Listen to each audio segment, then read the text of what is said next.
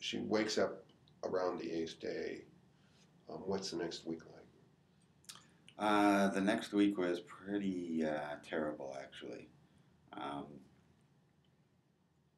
After she became responsive, I had a big battle with the insurance company because she was at a hospital that wasn't covered under our insurance. They told me we had 24 hours to get her out of that hospital. Unfortunately, they weren't going to pay for an ambulance to transport her, so I had to make arrangements, and we actually took her out of that hospital and transported her. Her father drove the car, and I was in the back of the van with her because the insurance company wouldn't pay to transport her. What insurance company was that? Humana. Where did you have to take her? To St. Vincent Hospital in Green Bay. What was it seems obvious, but tell us what was wrong about having to move her at that time.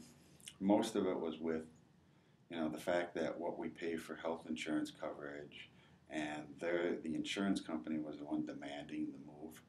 However, they weren't going to support or finance that part of it neither. What were her doctors at Theta Clark saying about moving her at that point? They understood the fact that the, insurance, coverage wasn't going to cover their facility. So I actually talked to the doctors there, and we had a couple choices as far as which hospitals to go to. It was either St. Vincent or Aurora that our insurance would cover. And I talked to the doctors and tried to make a decision where we were going to go.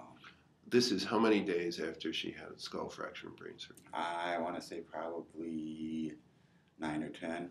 So 9 or 10 days after she was so severely hurt that they had to fly her by helicopter to Theta Clark, Humana insisted that she be pulled out of that hospital, transported through a civilian vehicle, and taken to a different hospital. Correct.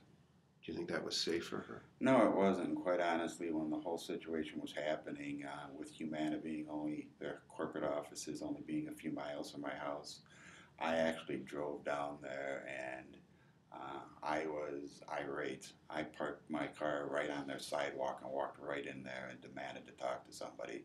I practically got thrown in jail that day. Did you have to drive by Humana's headquarters with your wife in the car when you were transporting? Yes, we did. How ironic was that?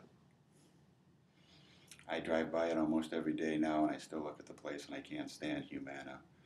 Are they still your insurance company? They are, only for the fact that they almost have us as a hostage because Lori's not insurable anyplace else. You still the same employer? I am not.